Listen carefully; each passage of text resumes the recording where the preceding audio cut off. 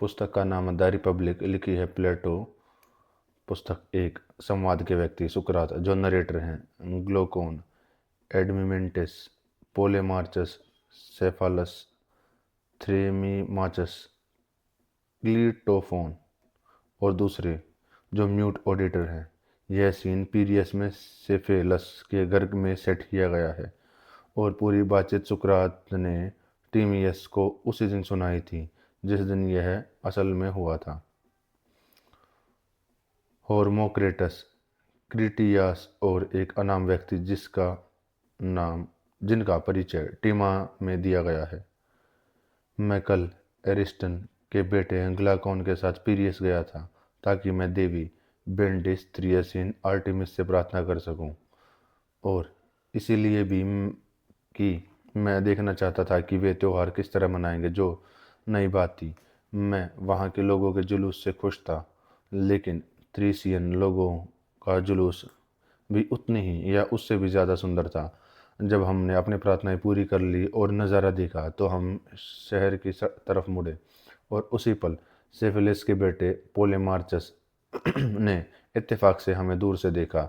जब हम घर के रास्ते पर निकल रहे थे और अपने नौकर से कहा कि हमें दौड़कर हमें उसका इंतजार करने के लिए कहे, नौकर ने मुझे पीछे से लबादा पकड़ा और कहा, पोले मार्चस चाहता है कि तुम इंतजार करो। मैं घुमा उसे पूछा कि उसका मालिक कहाँ है। युवक ने कहा, वह आपके पीछे आ रहा है, अगर आप थोड़ा इंतजार करें।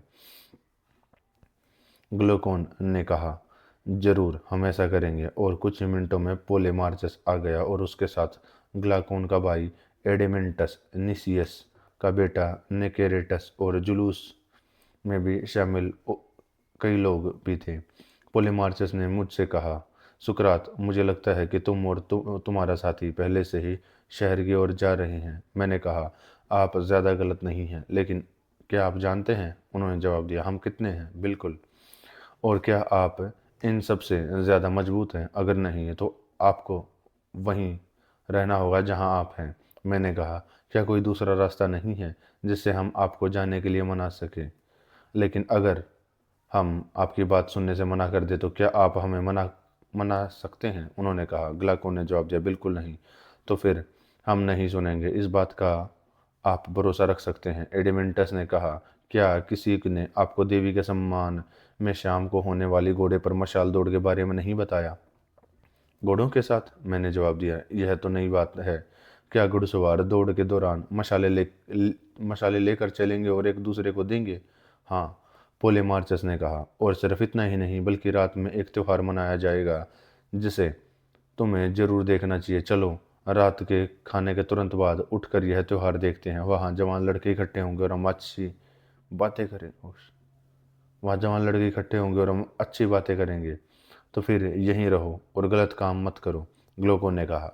मुझे लगता है क्योंकि आप जोर दे रहे हैं कि हमें ऐसा करना ही होगा। बहुत अच्छा, मैंने जवाब दिया। इसलिए हम पोलेमार्चस के साथ उसके घर गए और वहाँ हमें उसके भाई लिसियस और यूथिडेमस मिले, और उनके साथ चाल्सेडोनियन, थ्रेसिमाकस, पेनियन, चारमांटाइडस और एरिस्टोनिमस का बेटा क्लीटोफोन मिला। वहाँ पोल पोल मार्चस के पिता सेफलास भी थे, जिन्हें मैंने बहुत समय से नहीं देखा था, और मुझे लगा कि वे बहुत बूढ़े हो गए हैं। वे एक गद्देदार कुर्सी पर बैठे थे और उनके सिर पर एक माला थी, क्योंकि वे दरबार में बलि चढ़ा रहे थे। और कमरे में कुछ और कुर्सियां भी थी जो आधे गोले में लगी हुई थी, जिन पर हम उनके पास बैठ गए।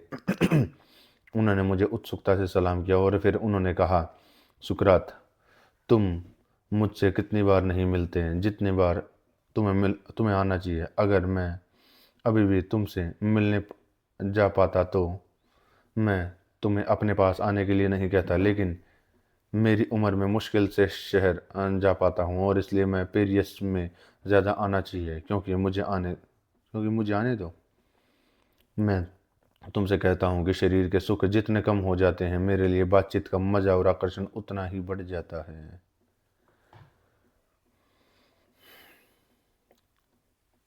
मैं तुमसे कहता हूँ, शरीर के सुख जितने कम हो जाते हैं, बातचीत का मज़ा और आकर्षण उतना ही बढ़ जाता है। तो मेरी रिक्वेस्ट मत मना करना, बल्कि हमारे घर को अपना ठिकाना बना लेना और इन नौजवानों के साथ रहना। हम पुराने दोस्त और तुम्हें हमारे साथ घर जैसा महसूस होगा। मैंने जवाब दिया, सेफालस, मुझे बूढ़े लोगों से बात करने से ज़्यादा कुछ पसंद नहीं, क्योंकि मैं उन्हें ऐसे यात्री मानता हूँ जो एक ऐसे सफ़र पर गए हैं जिस पर मुझे भी जाना पड़ सकता है, और जिनसे मुझे पूछना चाहिए कि रास्ता आसान है और सुगम या उबड़ खाबड़ और मुश्किल। और यह सवाल है जो मैं तुमसे पूछना चाहता हूँ, जो उस समय पर पहुँच गए हैं जिसे कभी बुढ़ापे की दहलीज कहते हैं। क्या ज़िंदगी आखिर में मुश्किल हो जाती है? क्या तुम इसके बारे में कहते हो? उन्होंने कहा, मैं तुम्हें बताता हूँ सुकरात, मेरी अपनी भावना क्या है। मेरी उम्र के लोग एक साथ रहते हैं, हम एक ही तरह के पक्षी हैं, जैसा कि पुरानी कहावत है, और हमारी मुलाकातों में मेरे जान पहचान वालों की कहानी आमतौर पर यही होती है। मैं खा नहीं सकता, पी नहीं सकता, जवानी और प्यार की खुशियाँ चली गई हैं। एक समय अच्छा समय था, लेकिन अब वह चला गया, और ज़िंदगी अब ज़िंदगी नहीं रही। कुछ लोग रिश्तेदारों द्वारा उन पर किए गए अपमान की शिकायत करते हैं। वे आपको दुख के साथ बताएंगे कि उनके बुढ़ापे की वजह से कितनी बुराइयां हुई हैं, लेकिन मुझे सुकरात के से शिकायत करने वाले उस चीज़ पर दोष लगाते हैं जिसमें असल में कोई गलती नहीं है। क्योंकि अगर बुढ़ापा वजह होता तो मैं भी बूढ़ा होने के नाते और हर दूसरा बूढ़ा आदमी वैसा ही महसूस करता जैसा वे करते हैं। लेकिन यह मेरा अपना अनुभव नहीं है, न ही उन लोगों का जिन्हें मैं मत जानता हूँ। मुझे बूढ़े कवि सोफोकल्स कितनी अच्छी तरह याद हैं, जब उन्होंने इस सवाल के जवाब में सोफोकल्स उम्र के साथ प्यार कैसे मेल खाता है पूछा था, तब तुम अब भी वही आदमी हो जो तुम थे। उन्होंने जवाब दिया, शांति। मैं बहुत खुशी से उस चीज़ से बच गया जिसके बारे में तुम बात कर रहे हो। मुझे ऐसा लग रहा है कि जैसे मैं किसी पागल और गुस्सैल मालिक से बच निकला हूँ। उसके शब्द तब से कई बार मेरे दिमाग में आते हैं, और वे मुझे अब भी उतना ही अच्छे लगते हैं जितने उस समय अच्छे लगते थे जब उसने कहा था। क्योंकि यकीनन बुढ़ापे में बहुत शांति और आज़ादी का एहसास होता है जब जुनून अपनी पकड़ ढीली कर देते हैं। तो जैसे कि सोफोक्लीस कहते हैं, हम सिर्फ एक पागल मालिक की पकड़ से नहीं, बल्कि कई पागल मालिकों की पकड़ से आज़ाद हो जाते हैं।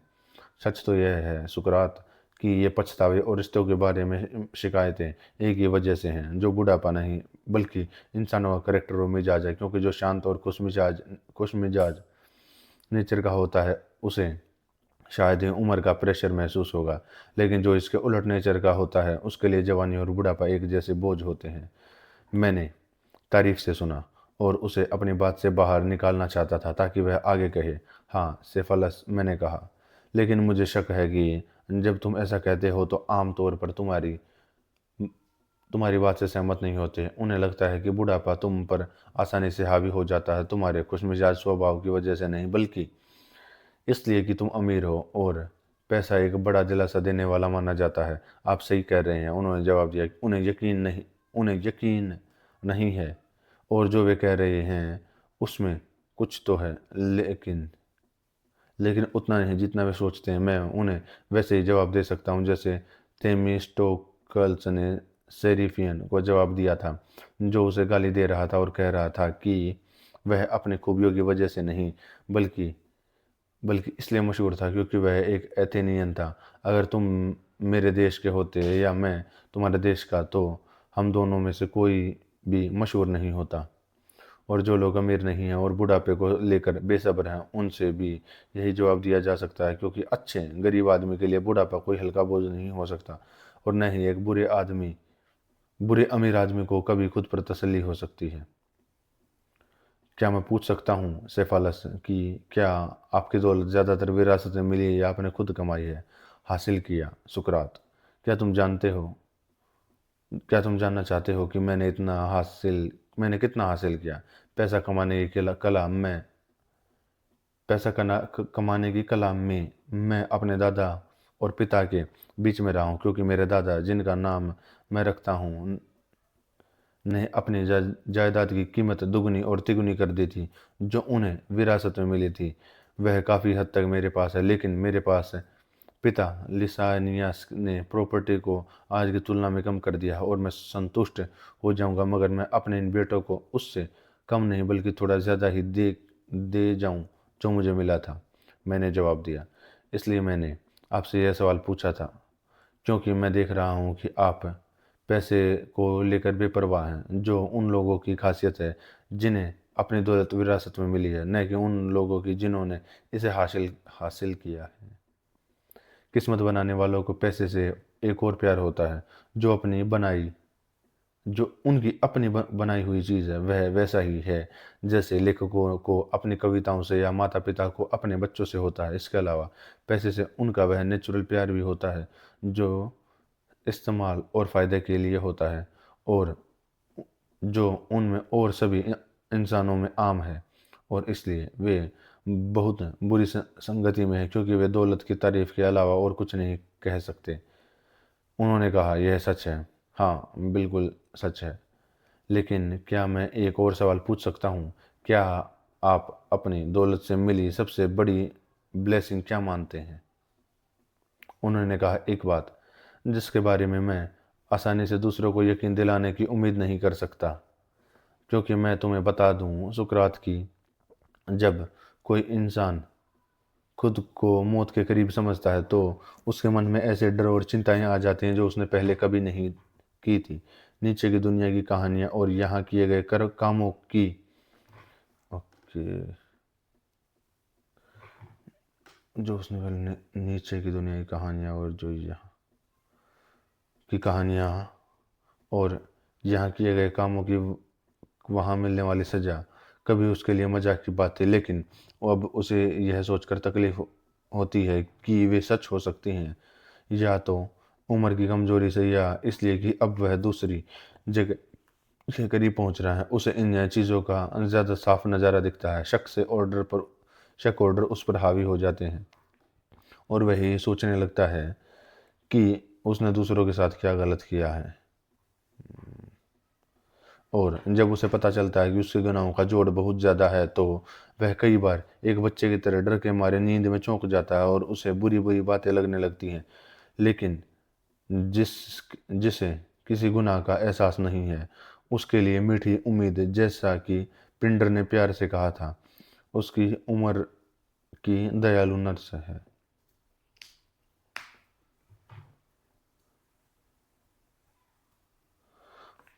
दयालु नर्स वे कहते हैं, उम्मीद उस इंसान की आत्मा को संभालती है जो न्याय और पवित्रता से जीता है, और उसके समय की नर्स और उसके सफ़र के साथी है।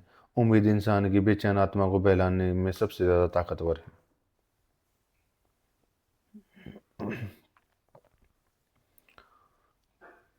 उसकी बातें कितनी तारीफ के काबिल हैं, और मैं हर आदमी से नहीं बल्कि एक अच्छे आदमी से कहता हूँ कि पैसे की सबसे बड़ी नियामत यह है कि उसे जानबूझकर या अनजाने में दूसरों को धोखा देने या ठगने का कोई मौका नहीं मिलता। और जब वह नीचे की दुनिया में जाता है तो उसे देवताओं को चढ़ाए जाने वाले चढ़ावे या इंसानों के कर्ज की कोई चिंता नहीं होती। अब इससे मन की शांति में पैसे का होना बहुत बड़ा योगदान देता है। इसलिए मैं कहता हूँ कि एक चीज़ को दूसरी चीज़ के मुकाबले पैसे से मिलने वाले कई फायदों में से मेरी राय में समझदार आदमी को यह सबसे बड़ा फायदा है। मैंने जवाब दिया, ठीक कहा सेफालस, लेकिन न्याय के मामले में यह क्या है? सच बोलना और अपना कर्ज चुकाना, इससे ज़्यादा कुछ नहीं। और क्या इसमें भी छूट नहीं है? मान लीजिए कि कोई दोस्त जब वह होश में हो तो मेरे पास हथियार रख देता है, और जब वह होश में न हो तो वह उनसे हथियार मांगता है, तो क्या मुझे उन्हें वापस कर देना चाहिए? मान लीजिए कि कोई दोस्त जब होश में हो तो मेरे पास से हथियार रख देता है, और जब वह होश में न हो तो वह उनसे हथियार मांगता है, तो क्या मुझे उन्हें हथियार वापस कर देना चाहिए? कोई यह नहीं कहेगा कि मुझे ऐसा करना चाहिए या ऐसा करके मैं सही हूँ। ठीक वैसे ही जैसे कोई यह नहीं कहेगा कि मुझे हमेशा उस इंसान से सच बोलना चाहिए जो उसकी हालत में हो। मुझे हमेशा उस इंसान से सच बोलना चाहिए जो उसकी हालत में हो। आप बिल्कुल सही कह रहे हैं, उन्होंने जवाब दिया। लेकिन फिर मैंने कहा, सच बोलना और अपना कर्ज चुकाना न्याय की सही परिभाषा नहीं है। अगर साइमन साइमनिडेस की बात पर यकीन किया जाए तो सुकरात, पोलेमार्चस ने बीच में बोलते हुए कहा, बिल्कुल सही है। सेफिलिस ने कहा, मुझे डर है कि मुझे अब जाना होगा क्योंकि मुझे बलिदानों का ध्यान रखना है और मैं यह तर्क पोलेमार्चस और उसके साथियों को सौंपता हूँ। मैंने कहा, क्या पोलेमार्चस तुम्हारा वारिस नहीं है? उसने जवाब दिया और हंसते हुए बलिदानियों के पास चला गया। तो फिर मुझे बताओ कि हे तर्क के वारिस साई साइमना साइमनाइडस ने न्याय के बारे में कहा, और तुम्हारे अनुसार सच में क्या कहा? उन्होंने कहा कि कर्ज चुकाना सही है, और ऐसा कहकर वे मुझे सही लगते हैं। मुझे ऐसे समझदार और प्रेरणा देने वाले आदमी की बातों पर शक करने में दुख होगा, लेकिन उसका मतलब भले ही शायद आपको साफ हो, मेरे लिए बिल्कुल उल्टा है, क्योंकि उसका मतलब बिल्कुल नहीं है जैसा कि हम अभी कह रहे हैं कि मुझे किसी ऐसे व्यक्ति को हथियार या किसी और चीज़ का डिपॉजिट लौटा देना चाहिए जो होश में न होने पर मांगता, और फिर भी डिपॉजिट को कर्ज होने से मना नहीं किया जा सकता। सत्य है तो फिर जब मुझसे पूछने वाला कोई व्यक्ति दिमाग में ठीक नहीं, तो क्या मैं उसे वापस नहीं कर सकता? हरगिज नहीं। जब साइमोनाइडस ने कहा कि कर्ज चुकाना न्याय है, तो उनका मतलब उस मामले को शामिल करना नहीं था, बिल्कुल नहीं, क्योंकि वह सोचता है कि एक दोस्त को हमेशा दोस्त के साथ अच्छा करना चाहिए और कभी बुरा नहीं करना चाहिए। आपका मतलब है कि अगर दोनों पार्टी दोस्त हों और डिपॉजिट में रखे सोने को लौटाना जिससे रिसीवर को नुकसान होता है, तो यह कर्ज चुकाना नहीं है। अगर आप सोच रहे होंगे कि वह ऐसा ही कहेगा, हाँ, और क्या दुश्मनों को भी वह मिलेगा जो हम उनके प्रति कर्जदार हैं? उन्होंने कहा, निश्चित रूप से उन्हें वह मिलना चाहिए जो हम उनके ऋणी हैं, और जैसा मैं समझता हूँ, एक दुश्मन को अपने दुश्मन के प्रति वह देना चाहिए जो उसके लिए उचित या हकदार है, यानी बुराई। तो कवियों की तरह साइमोनाइडस ने न्याय के बारे में गलत बात कही, क्योंकि उनका असल में यह कहना था कि न्याय हर आदमी को वह देना है जो उसके लिए सही है, और इससे इसे उन्होंने कर्ज कहा। उन्होंने कहा, उसका यही मतलब रहा होगा। मैंने कहा, भगवान की कसम, और अगर हम उससे पूछे कि दवा से क्या सही और क्या सही चीज़ मिलती है और किसे, तो आपको क्या लगता है कि वह हमें क्या जवाब देगा? वह जरूर जवाब देंगे कि दवा इंसान के शरीर को ड्रग्स और मांस पानी देती है, और खाना बनाने से यह सही या उचित चीज़ मिलती है और किसके लिए? खाने में मसाला डालना। और न्याय क्या देता है और किसे देता है? अगर सुकरात हमें पहले के उदाहरण से गाइड होना है, तो न्याय वह कला है जो दोस्तों को अच्छाई और दुश्मनों को बुराई देती है। तो फिर उसका मतलब यही है। मुझे भी ऐसा ही लगता है। और बीमारी के समय अपने अपने दोस्तों का भला और दुश्मनों का बुरा कौन कर सकता है? चिकित्सक, या जब वे समुद्र के खतरों के बीच यात्रा पर होते हैं, पायलट। और किस तरह के कामों में से या किस नतीजे को ध्यान में रखकर एक नेक आदमी को अपने दुश्मन को सबसे ज़्यादा नुकसान पहुंचा सकता है और अपने दोस्त का भला कर सकता है? एक के खिलाफ युद्ध में जाने और दूसरे के साथ गठबंधन करने में। लेकिन जब कोई आदमी ठीक हो जाता है, मेरे प्यारे पोलेमार्चस, तो डॉक्टर की कोई ज़रूरत नहीं होती, नहीं।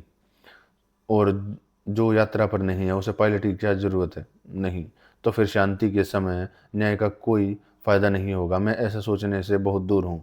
क्या आपको लगता है कि यह न्याय शांति के साथ साथ युद्ध में भी उपयोगी हो सकता है? हाँ।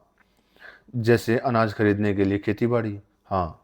या फिर जूते खरीदने के लिए शू मेकिंग की तरह? यही आपका मतलब है? हाँ। और शांति के समय में न्याय का क्या ऐसा ही इस्तेमाल या हासिल करने की ताकत है? सुकरात, कॉन्ट्रैक्ट में न्याय काम आता है, और कॉन्ट्रैक्ट में आपका मतलब पार्टनरशिप से है? बिल्कुल।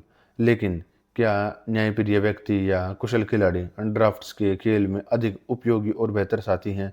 कुशल खिलाड़ी। और ईंट और पत्थर बिछाने में क्या नेक आदमी बनाने वाले से ज़्यादा काम का या बेहतर साथी है? बिल्कुल उल्टा। तो फिर किस तरह की पार्टनरशिप में एक नेक आदमी वीणा बजाने वाले से बेहतर पार्टनर है? जैसे वीणा बजाने वाला निश्चित रूप से नेक आदमी से बेहतर पार्टनर है। जैसे वीणा बजाने वाला निश्चित रूप से नेक आदमी से बेहतर पार्टनर है।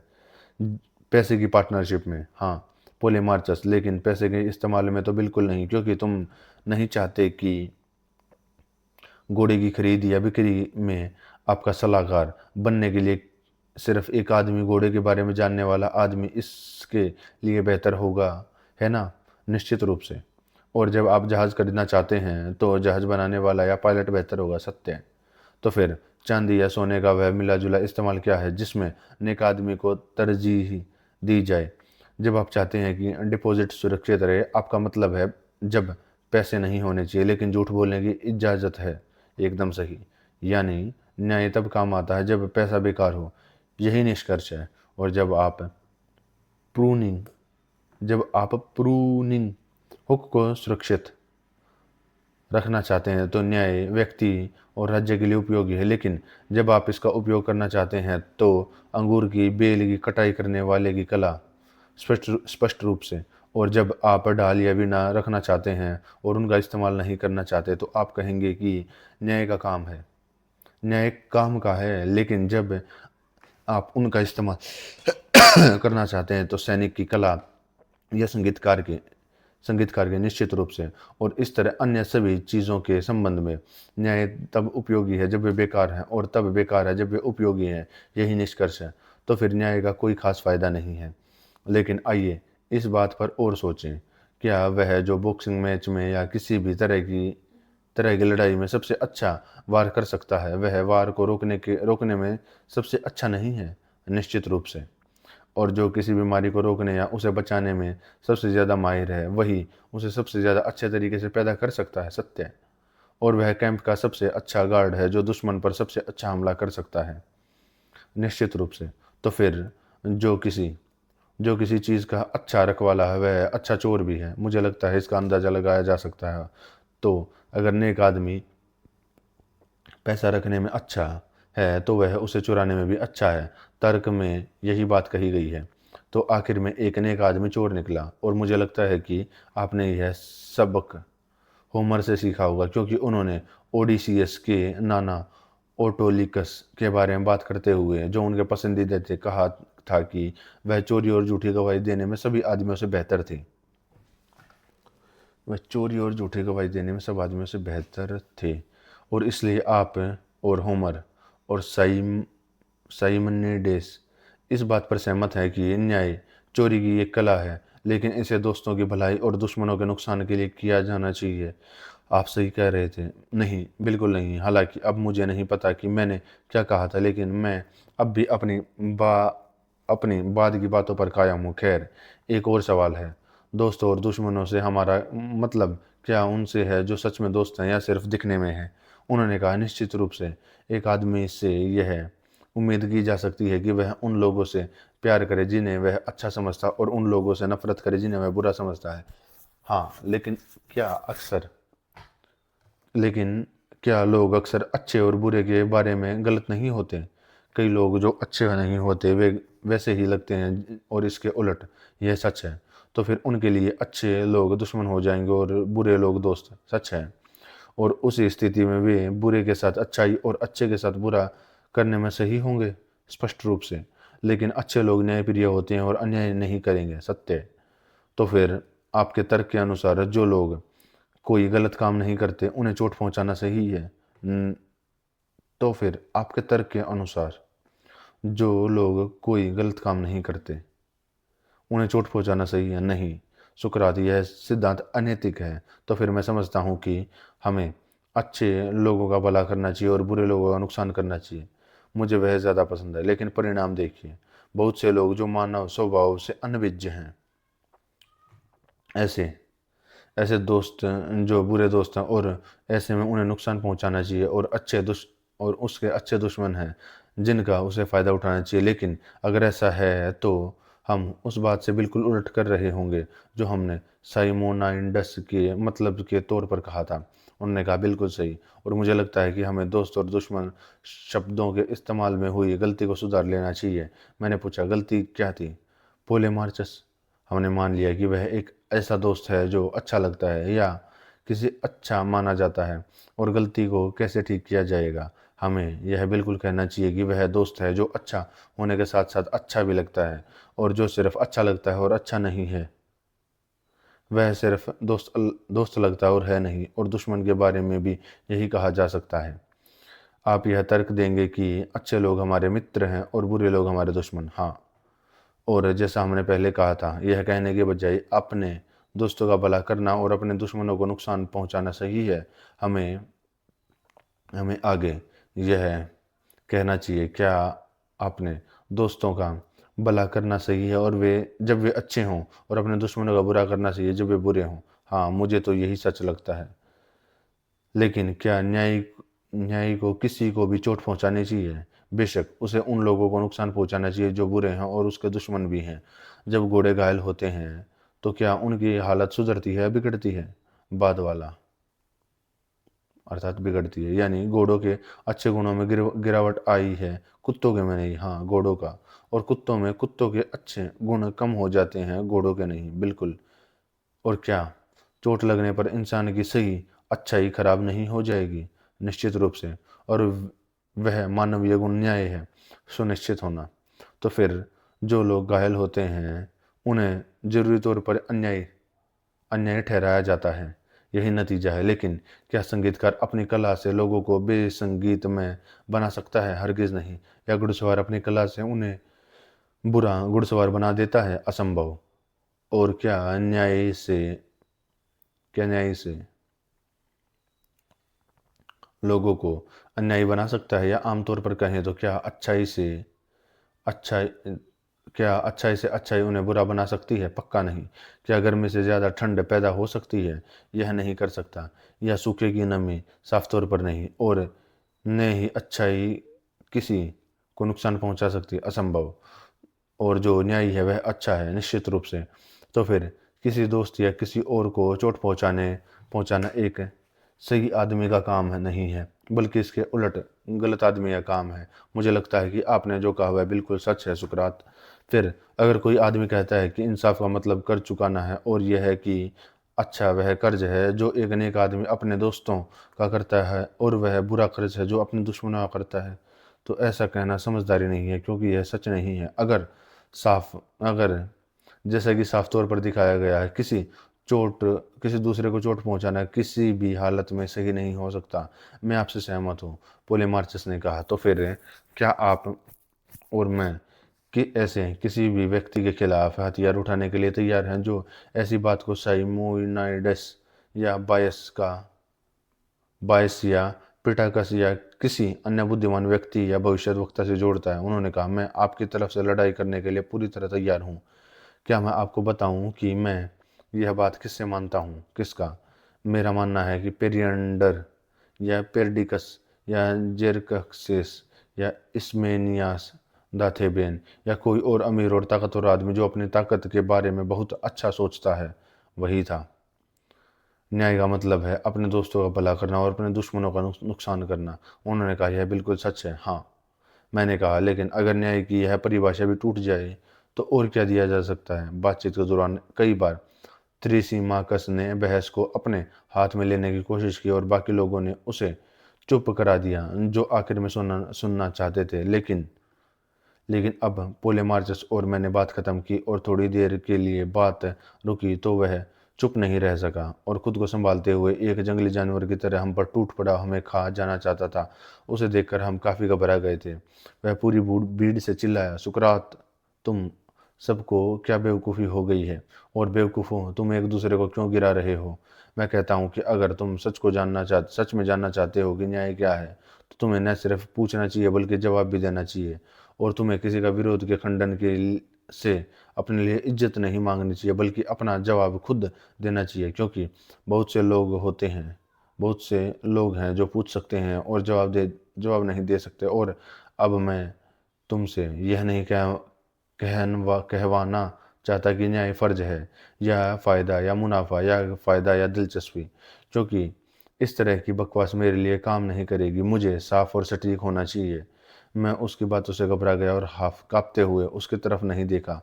सच में मेरा मानना है कि अगर मैं उस पर नज़र न रखी होती तो मैं चुप हो जाता। लेकिन जब मैंने उसका गुस्सा बढ़ता देखा तो मैंने पहले उसे देखा और इसलिए उसे जवाब दे पाया। थ्रेसिमाचस, मैंने एक कांपते हुए कहा, हम पर ज़्यादा सख्त मत बनो। हो सकता है कि पोलेमार्चस और मुझ जैसे बहस में थोड़ी गलती हुई हो, लेकिन मैं तुम्हें यकीन दिला सकता हूँ कि वह गलती जानबूझकर नहीं की गई थी। अगर हम सोने का एक टुकड़ा ढूंढ रहे होते तो तुम यह नहीं सोचते कि हम एक टुकड़े दूसरे टुकड़े से टकरा रहे हैं और इसलिए उसे ढूंढने का अपना मौका खो रहे हैं। और जब हम न्याय ढूंढ रहे हैं तो सोने के कई टुकड़ों से भी ज़्यादा कीमती चीज़ है जो तुम क्यों नहीं कहते हो कि हम एक दूसरे के आगे कमज़ोर पड़ गए हैं और सच्चाई तक पहुंचने की पूरी कोशिश नहीं कर रहे हैं। नहीं, नहीं तो मेरे अच्छे दोस्त, हम ऐसा करने के लिए पूरी तरह से तैयार और बेचैन हैं, लेकिन सच तो यह है कि हम ऐसा नहीं कर सकते। और अगर ऐसा है तो तुम लोग जो सब कुछ जानते हो, हम पर दया करनी चाहिए और हमसे नाराज़ नहीं होना चाहिए। सुकरात की यह कैसी खासियत है? उसने कड़वी हंसी के साथ जवाब दिया। यह जो तुम्हारा मजाकिया अंदाज है, क्या मैंने पहले ही नहीं बताया था? क्या मैंने तुम्हें नहीं पहले ही नहीं बताया था कि उससे जो कुछ ही पूछा जाएगा वह जवाब देने से मना कर देगा और जवाब देने से बचने के लिए मजाकिया कोई और जुगाड़ करने की कोशिश करेगा? मैंने जवाब दिया, थ्रेसी माचस, आप एक फिलोसोफर हैं और अच्छी तरह जानते हैं कि अगर आप किसी से पूछते हैं कि 12 कितने नंबर होते हैं, तो ध्यान रखें कि जिससे आप पूछ रहे हैं वह 2 बार 6 या 3 बार 4 या 6 बार 2 या 4 बार 3 का जवाब न दे, क्योंकि इस तरह की बकवास मेरे लिए ठीक नहीं होगी। तो जाहिर है तो जाहिर है आप अगर आप सवाल पूछने का तरीका अपनाते हैं तो कोई भी आपका जवाब नहीं दे सकता। लेकिन मान लीजिए कि यह वह जवाब दे, त्रेसी माचस, तुम्हारा क्या मतलब है? अगर इन नंबरों में से कोई एक जिस पर तुमने रोक लगाई है सवाल का सही जवाब है, तो क्या मैं गलत तरीके से कोई दूसरा नंबर बताऊं तो सही नहीं है? क्या तुम्हारा यही सब मतलब है? तुम उसे क्या जवाब दोगे? उन्होंने कहा, जैसे कि दोनों मामले एक जैसे ही हों। ऐसा क्यों नहीं होना चाहिए? मैंने जवाब दिया। और अगर ऐसा नहीं भी है, बल्कि सिर्फ उस व्यक्ति को ऐसा लगता है कि जिससे पूछा गया है, तो क्या उसे वह नहीं कहना चाहिए जो वह सोचता है, चाहे आप चाहे आप और मैं उसे मना करें या नहीं? तो मुझे लगता है कि आप रोके गए जवाबों में से एक देने जा रहे हैं। मैं यह कहने की हिम्मत रख करता हूँ कि अगर खतरे के बावजूद अगर मैं सोच विचार करके उसमें उसमें किसी को भी मंजूरी देता हूँ तो मैं ऐसा कर सकता हूँ। लेकिन अगर मैं तुम्हें न्याय के बारे में इनमें से किसी से अलग और बेहतर जवाब दूँ तो क्या होगा? तुम्हारे साथ जो किया गया है उसके तुम क्या हकदार हो? मेरे साथ ऐसा ही हुआ जैसा कि अज्ञानी के साथ होता है। मुझे बुद्धिमानों से सीखना चाहिए। मेरे साथ ऐसा ही होना चाहिए क्या? और कोई पेमेंट नहीं, यह एक अच्छी बात। मैंने जवाब दिया, जब मेरे पास पैसे होंगे तब मैं पेमेंट कर दूंगा। लेकिन सुकरात, ग्लेकोन ने कहा, और थ्रेसी माचस, तुम्हें पैसों की चिंता करने की ज़रूरत नहीं है, क्योंकि हम सब सुकरात के लिए योगदान देंगे। हाँ, उसने जवाब दिया।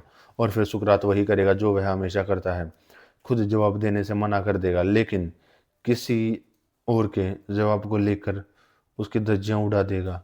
मैंने कहा, मेरे अच्छे दोस्त, कोई ऐसा जवाब दे सकता है जो जानता है और कहता है कि उसे कुछ नहीं पता, और जिसे भले ही उसके अपने कुछ हल्के फुल्के अंदाजे हों।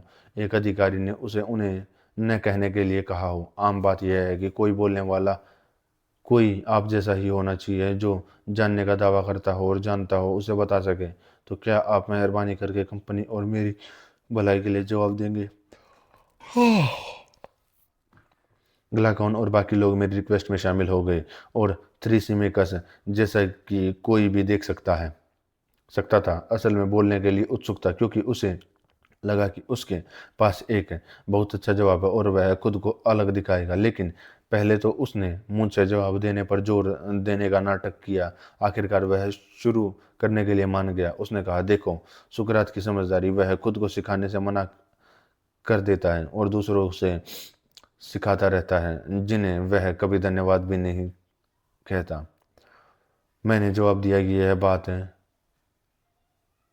बिल्कुल सच है कि मैं दूसरों से सीखता हूँ, लेकिन मैं इस बात से पूरी तरह से इनकार करता हूँ कि मैं एहसान फरामोश हूँ। मेरे पास पैसा नहीं है इसलिए मैं तारीफ़ करता हूँ, और मेरे पास बस इतना ही है और पूरा। और मैं किसी भी ऐसे इंसान की तारीफ़ करने के लिए कितना तैयार रहता हूँ जो मुझे अच्छा बोलता हुआ लगता है।